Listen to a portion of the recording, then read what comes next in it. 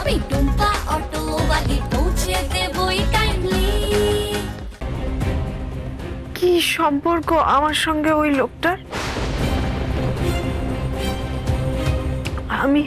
আমি সবটা জানতে চাই। মা এখন না, আমরা পরে সবটা জানাবো। না, আমার জীবন সম্বন্ধে আমি সবটা জানতে চাই।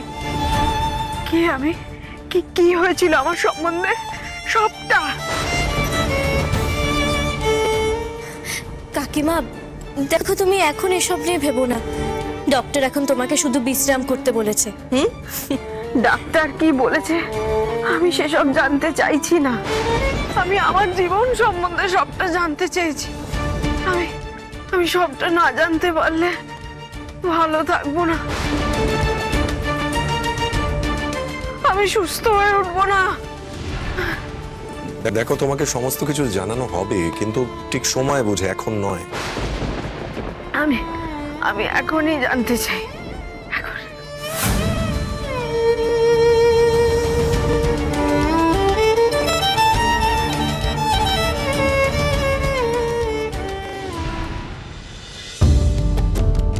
সব সমস্যা তো সমাধান হয়ে গেছে, তাহলে তুই চিন্তা করছো কেন? তোকে কে বললো যে আমি চিন্তা করছি? কম বছর তো হলো না তোমাকে দেখছি। তোমাকে দেখে কতটা চিন্তিত লাগছে সেটা তুমি জানো।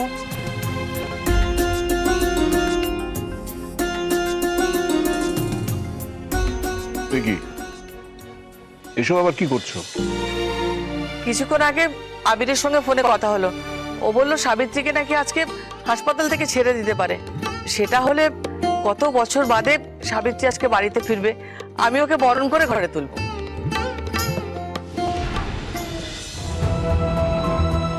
কি হলো তোমার? একদিকে সাবিত্রী বাড়ি ফিরে আসবে, তার একটা আনন্দ আছে। অন্যদিকে কবিতার কোনোদিন ফিরবে না, তারও একটা দুঃখ আছে।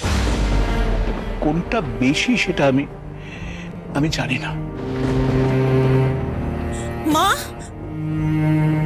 কি হলো? কি হয়েছে তোমার? আমার না খুব ভয় করছে মা। সে কি? কেন বৌমা, কি নিয়ে ভয় করছে? আজ সকালবেলা বাবুকে স্বপ্নে থেকে ঘুম ভেঙেছে আমার। আমি তখনই বুঝেছি যে কোনো না কোনো একটা অঘটন হতে পারে। কোনো অঘটন ঘটেনি বৌমা, সবকিছু ঠিক আছে। তুমি এত চিন্তা করো না। না বাবা, আমি না পুরোহিত মশাইকে বাবুর কুষ্টিটা একটু দেখতে বলেছিলাম। উনি কি বললেন জানেন? ও বাহ, তা পুরুত মশাই কি বললেন? বলো বাবুর না একটা ফাড়া আসছে, খুব বড় একটা ফাড়া আসছে। বাবু আজকে বাড়ি ফিরে আসলে আমি ওকে আর বাড়ি থেকে কদিন বেরোতেই দেবো না। আমার মন বলছে বাড়ি থেকে বেরোলে ওর কোনো না কোনো একটা গন্ডগোল। বাবুকে আমি আমার কাছেই রেখে দেবো, যতদিন না পুরোহিত মশাই বলছে যে ওর ফাড়া কেটে গেছে।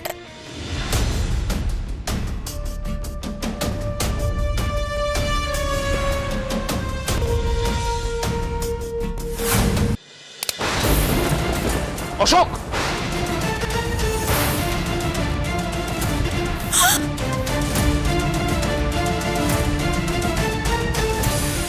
কেমনি? অজ সরে যা, সরবো না, অজ সরে যা। আমি সরবো না, অজ বাঁচতে চাস তো সরে যা, আর বলবো না। আমি সরবো না। ভজ, অশোক, কি হচ্ছে নাকি? কি করছিস তুই? বললাম এই কথা বলো না মা, আঙ্গুল নেবো। এখন ভদ্রতার মোড়ে নেই বাবা, মাথা গরম করিও না, তাহলে কিন্তু তোমাকেও নামিয়ে দিতে আমি ভাববো না। এই বাবার সঙ্গে এইভাবে কেউ কথা বলে? এখানে আসছো কেন ফোন করতে? যাও দেখে দাঁড়াও। এই এগোবে না, এগোবে না, এক পাও নড়বে না, এক পাও নড়বে না, এক পা নড়বে না। অশোক, মারবো না, চুত করে কেটে দেবো। অশোক, এরকম করিস না। মারবো না, ভয় পাচ্ছে বলো? ভয় পাচ্ছে, মারবো না। চল আমার সঙ্গে চল। বৌমাকে নিয়ে কোথায় যাবি তুই? বৌদি আমার সাথে যাবে তাই না? অনেক আগেই মেরে ফেলা উচিত ছিল এই পোকা, তাই তোমাকে আমি বাঁচিয়ে রেখেছি, কিন্তু আজ তোমাকে মারবো না, ভয় দেখাচ্ছিলাম। তোমাকে মারবো নাকি, তোমাকে আমি নিজের হাতের মুঠোয় রাখবো, যাতে বাড়ির প্রত্যেককে আমি আমার হাতে রাখতে পারি এবং যখন যেভাবে খুশি ব্যবহার করতে পারি। চলো, এই এগুলো চেষ্টা করবেন, চলো আমার সাথে।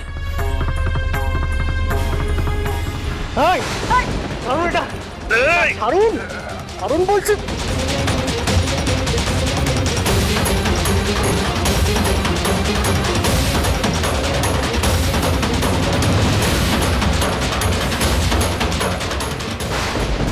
কি ভেবেছেন এটা কি? আপনি অন্যায় করে যাবেন আর কেউ আপনাকে আটকাবেন? তুই এখানে কেন? আমাকে এখানে টুম্পাদি পাঠিয়েছে, কারণ টুম্পাদি ভালো করে জানতো আপনি এখানে এলে কিছু একটা অঘটন ঘটাবেন। তাই আগে থাকতে টুম্পাদি আমাকে এখানে পাঠিয়ে দিয়েছে। তুই এখান থেকে চলে যা, নাহলে কিন্তু তোকে আমি শেষ করে দেবো। চেষ্টা করে দেখুন, আপনি আমায় কিছু করার আগে না পুলিশ এখানে চলে আসবে, কারণ টুম্পাদির নির্দেশে এখানে আসার আগেই আমি পুলিশকে সব বলে এসেছি। যদি পুলিশ চলে আসে তাহলে আমার খেলা শেষ, আমাকে এই মুহূর্তে পালাতে হবে, কিন্তু এদেরকে আমি ছাড়বো না। যা করার ঠিক সময় বুঝে করব। পালাবেন না আপনি, দাঁড়ান।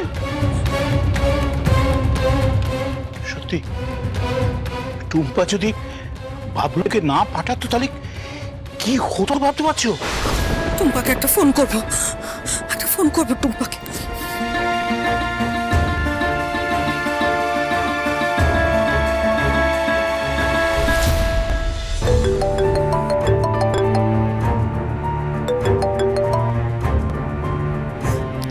হ্যাঁ মিষ্টি মা, অশোক বাড়ি এসেছিল টুম্পা। সবকিছু ঠিক আছে তো? তুমি বাবলুকে ঠিক সময় মতো না পাঠালে ও আমাকে নিয়ে কোথায় যেন চলে যাবে বলছিল। কি হয়েছে? না কিছু না। আচ্ছা কাকু কোথায়? পালিয়ে গেছে, নিজেকে বাঁচানোর জন্য পালিয়ে গেছে, কারণ বাবলু বলেছিল যে পুলিশ কিছুক্ষণের মধ্যে চলে আসবে। আমরাও কিছুক্ষণের মধ্যে বাড়ি ঢুকছি। ডাক্তারবাবু কাকিমাকে কিছুক্ষণের মধ্যেই ছেড়ে দেবে। বাবু আসছে তো তোমার সাথে?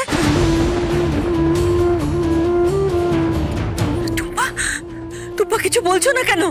শোনো না, আমি বাবুর গোষ্ঠী পুরোহিত মশাইকে দেখিয়েছি, ওর ওপর বিপদ আছে বলেছে। টুম্পাকে বাড়িতে নিয়ে এসো, আমার কাছে নিয়ে এসো। আমার কাছে থাকলে ওর কোনো ক্ষতি আমি হতে দেবো না টুম্পা। ঠিক আছে মিষ্টি মা, কথা দাও আমার ছেলেটাকে নিয়ে আসবে তো, আমার বাবুকে নিয়ে আসবে তো।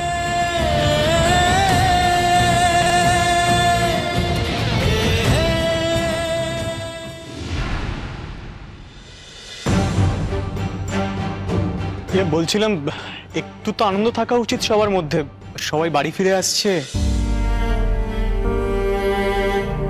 সবাই তো সবসময় আনন্দেই থাকতে চায়, কিন্তু পরিস্থিতি এমন এসে দাঁড়ায় যে আর আনন্দে থাকা যায় না। না মানে অশোক কাকুকে নিয়ে তোমরা কোনো চিন্তা করো না, পুলিশ ঠিক ধরে ফেলবে। চিন্তা শুধু অশোককে নিয়ে না, আরো অনেক কিছু নিয়ে আছে।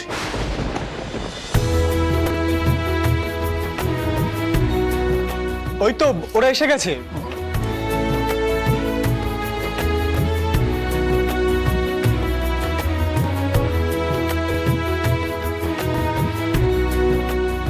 এতদিন বাদে বাড়ি ফিরলে, এবার তোমায় আর কোথাও যেতে দেবো না।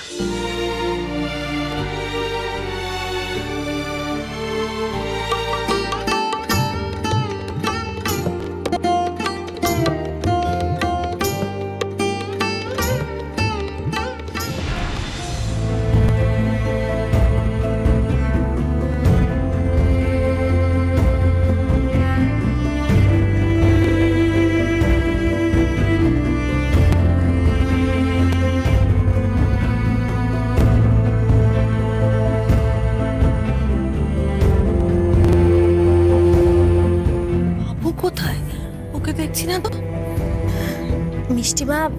মিষ্টিমা অর্কদা ঠিক বাড়ি ফিরে আসবে। আসবে মানে? ও আসেনি তোমার সাথে? বাবু তোমার সঙ্গে ফেরেনি? মা, বাবুর সঙ্গে কথা হয়েছে, কয়েকটা দিন ওকে সময় দাও, ও ঠিক বাড়ি ফিরে আসবে। কয়েকটা দিন সময় দেবো সেটা তো আমি বলিনি। আর ওর যদি কয়েকটা দিন সময় দরকার হয় তাহলে সেটা আমাকে আগে বলা হয়নি কেন? কি হলো, চুপ করে আছো কেন? উত্তর দাও। কি রে, বাবু কেন আসেনি আমি তার উত্তর চাই। মা, একটু ঠান্ডা মাথায় আমার কথাটা শোনো। দেখো, আশ্রমের পুরো দায়িত্ব গুরুজির ওপরে। আর তারপর লেটলি একের পর এক যা ঘটনা ঘটেছে তাই নিয়ে গুরুজি প্রচন্ড বিচলিত হয়ে উঠেছে। আশ্রমের সবাই নানান রকম প্রশ্ন করছে, আর এই সময় গুরুজিকে তো একা ছেড়ে আসা যায় না মা। বাবু ওই জন্য ডিসাইড করেছে যে গুরুজির সঙ্গে কয়েকটা দিন গিয়ে আশ্রমে থাকবে, সেখানে সমস্ত পরিস্থিতি ঠিক করে তারপর বাড়ি ফিরে আসবে। কাঁদছো কেন এইভাবে? আমি তো বললাম বাবু ফিরে আসবে। আমি ওকে ফোনে কি বলেছি জিজ্ঞাসা কর।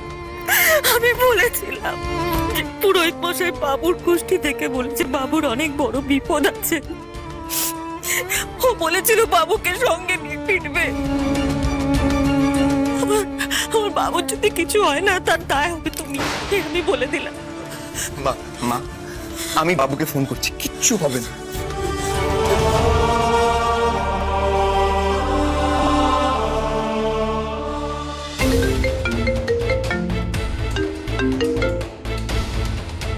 হ্যালো। হ্যালো গুরুজি, আমি আবির কথা বলছি।